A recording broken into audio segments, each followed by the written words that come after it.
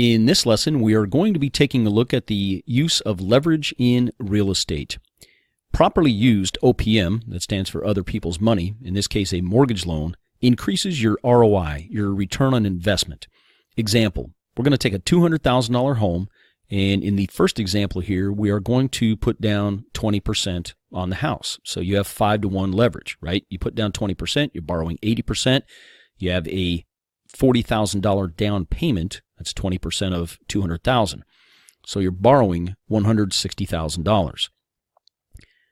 We're going to make the assumption that a $200,000 home is going to appreciate at about 4% per year, which, by the way, is in line with the research that I have done on the long-term appreciation of houses on a price per square foot basis over many decades. And I have another video on that if you haven't seen it.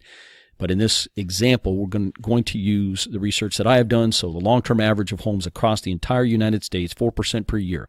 So in other words, a $200,000 home appreciating at 4% per year is going to appreciate year one at $8,000. So you've got $8,000 of appreciation. And in this case, we're going to take the $40,000 investment because that's all you really have invested in the house at this point. You put down $40,000 to control a $200,000 investment.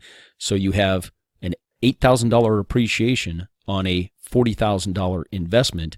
That is a 20% return on investment in the first year.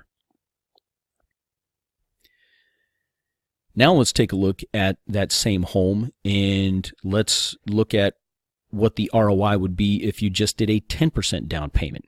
So we're not going to take into account the fact that, yes, if you do less than 20% down, you're going to have mortgage insurance. We're just going to use the example here just to give the example and get the understanding across of how your leverage does actually increase your return on your investment when purchasing a home. So with a 10% down payment, you now have 10-to-1 leverage, right? You put down $20,000 on a $200,000 home. You put down 10%. You borrowed 9, so you're levered up 10-to-1 basically. An 8% appreciation, same house, right? $200,000 appreciating at 4% per year. So you still have that same $8,000 appreciation, but now you only have a $20,000 initial investment. So now year one, your first year return on investment has increased to 40%.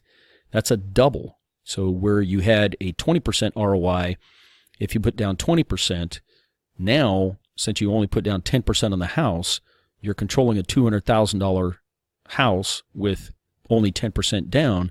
So your $8,000 appreciation on a $20,000 investment, that's a 40% ROI year one. Let's take this to the next level. Now let's look at what would happen if you only put down 5%. So now you have 20-to-1 leverage. You put down $10,000, which is 5% of a $200,000 house. You still have the same $8,000 appreciation year one, making the assumption that the house is going to go up at 4% per year.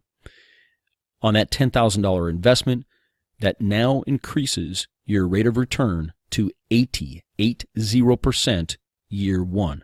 So $8,000 appreciation, $10,000 is your investment.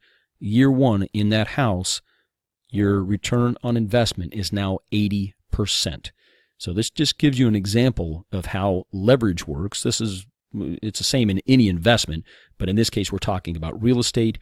We're talking about the difference in, yes, you're going to borrow more money. Yes, you'll have a slight increase in mortgage insurance and mortgage interest, so that will slightly reduce that ROI.